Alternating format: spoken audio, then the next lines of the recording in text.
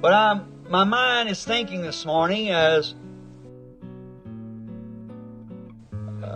we journey back. I do for a few years. I was invited up to Forest Lawn and California, up above Los Angeles. My first purpose for going up there was to visit the grave of Amy Semple McPherson, and the founder of the Foursquare movement. And I went to her tomb. And although I differed with the woman as a minister, but yet in my heart I give admiration and respect for what she stood for in the hour and the persecution things she had to go through with, and time of her being here on the earth, and then for her beloved son, which is a bosom friend of mine, Rolf McPherson. And a group of ministers, we went up there, and we didn't have time to go in to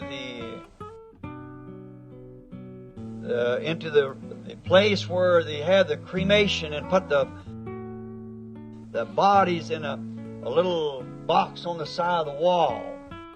And in there they had some outstanding things, such as the Last Supper, and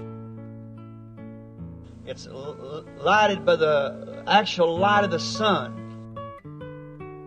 And they have a shutter that it gives them when they go in, it's light. And then as they begin to speak, it darkens up, and after a while it all becomes dark. And then the people go out. And they have all the supper, and the woman that helped the secret of how to beat this glass into this place, why make these pictures, why it come to a family for many years back, and the art would just give it to the children, and the last one was a woman, and there's fixing this picture,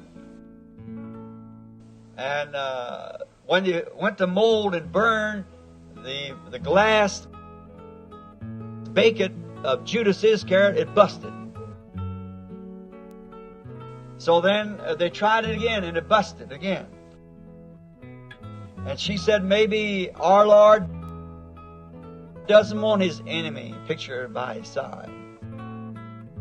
And said, if it burst again, we'll not complete the picture. It helped that time. Then, of course, that was a striking thing, and how that such things would happen. But then one of the main things that interests me in Forest Lawn was Michelangelo's, the great sculpture, the monument of Moses. It's a reproduction there, of course. It isn't the original, but it was such a great masterpiece. And as I stood and looked at it, I liked that. Something that looks like it represents, got something to it. I like art real well. I believe God is in art. I believe God is in music. I believe God is in nature. God's everywhere, and anything that's contrary to the original is a perversion. God is in dancing. Not the kind of dancing you do here, but when the sons and daughters of God are in the Spirit of God, that's dancing. But like I had to contend with at 2 o'clock this morning, up there in the lane, That's the perversion of it. But this masterpiece that Michelangelo had made, it cost him something to do that. He was a great man, and it cost a big part of his life, because he was many, many years and carving out. Just take a rock and a marble and keep carving it. And to see only the man, the sculptor himself, has in his mind what he's trying to do. He's the one. You might walk up and say to him, what are you pecking on that rock for? To the outsider who doesn't know what's in his heart, it's nonsense. But the man, the sculptor himself, he's got a vision in his mind, what he's trying to make. And he's trying to reproduce what he has on his mind in the form of a monument. That's the reason he's digging it out of the rocks. And this to do, you have to start off right at the beginning. And you have to follow the pattern. See, you can't get a little piece, start off, we'll make it this way. No, I believe. No, he's got to have an exact pattern. And in his mind, he's got that pattern, and he cannot vary from that pattern. Now, in order to do this, he had to draw in his mind, because we have no real pictures of Moses. But he had to get a mental picture in his mind of exactly what Moses was. Now, a genuine sculpture is inspired like a genuine poet or any genuine singer, musician, whatever it might be. All real has to come by inspiration. Michelangelo must have had the inspiration of what Moses really looked like, and he caught it in his mind. What Moses must have been, so he set forth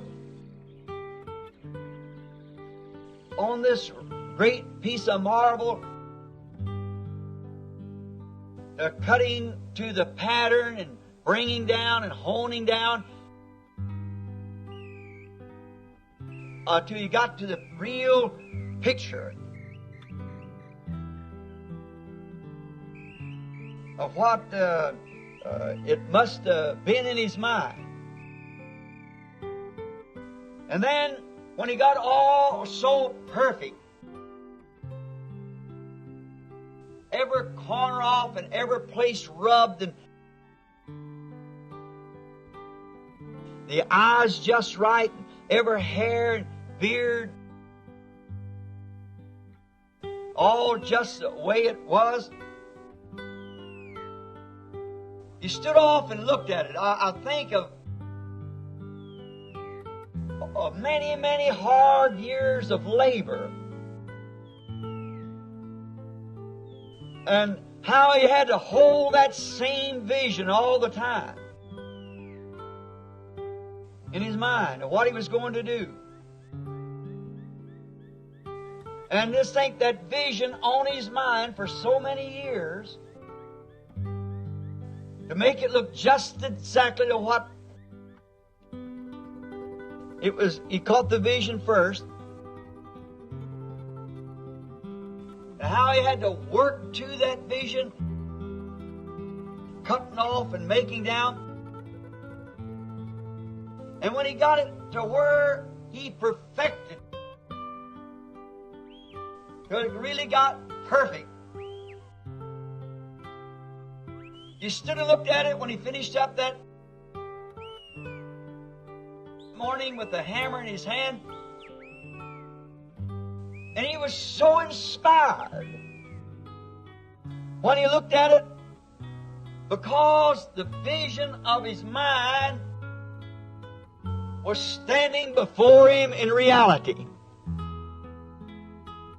What he had seen and his conception of what Moses was, there it was figured before him. What he'd had in his heart all these years of toils and hours of sorrow and distress and critics and everything else. But yet he stayed right with the vision until it was completed.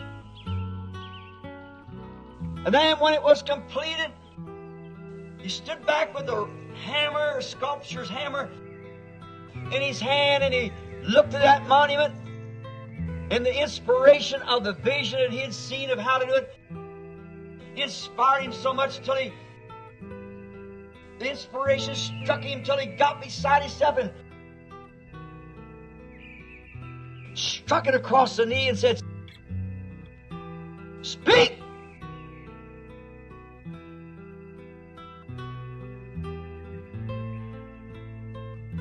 Now, there's a flaw on that great image. On the knee, on the right knee, just above the knee, about 6 inches, is a place. I put my hand on it. About that deep. After he had spent all that time, for years and years to make this, then under the influence of seeing fulfilled what he had seen in his heart, in his vision, and desired to see, it was completed. And when it was completed, he was so inspired by it till he thought his own masterpiece should speak back to him. And he struck it across the leg and hollered, "Speak!" And it made a flaw on it. It put a flaw on the image. To me, the flaw was what made it the masterpiece. Now, maybe to the mind that might think different, you think that spoiled it. No, to me, it made it what it was. Because of after so many years of careful work and toils and inspiration and so forth of making it, his toil had proved not in vain. It was perfect, and that's why he cried out, "Speak." Because he had seen before him that he had been able to achieve, to bring to pass the vision that was in his mind. And therefore, under inspiration, he'd done something out of the reason, out of the ordinary. He struck it and hollered, "Speak!" See, he wouldn't have done that if he'd have thought. But he didn't think. It was inspiration of seeing what he had in his mind, sitting there perfectly before him. His toils and wearies and long nights and housed away from the world for days, to maybe eat a sandwich and rub on it and get back. And no, that's just not the way it was. It's got to come down to this. And rubbing, and then when he saw it just perfect, then he saw in reality the negative of what was in his mind had become real. It become positive. Therefore it sprung into him. It was so real that he must cry out, "Speak!" To me, it was a reflection. It was a compliment to his work. That his own work so inspired him that he would become beside himself to smite it and say, "Speak." I stood there and looked at the monument. I thought of the hours that the man must have put in making it. He said how many years it was. But it was a reflection to him because it was a contribution to his great art, his great work of what he was doing. And when he finally was able to achieve it, it was so great.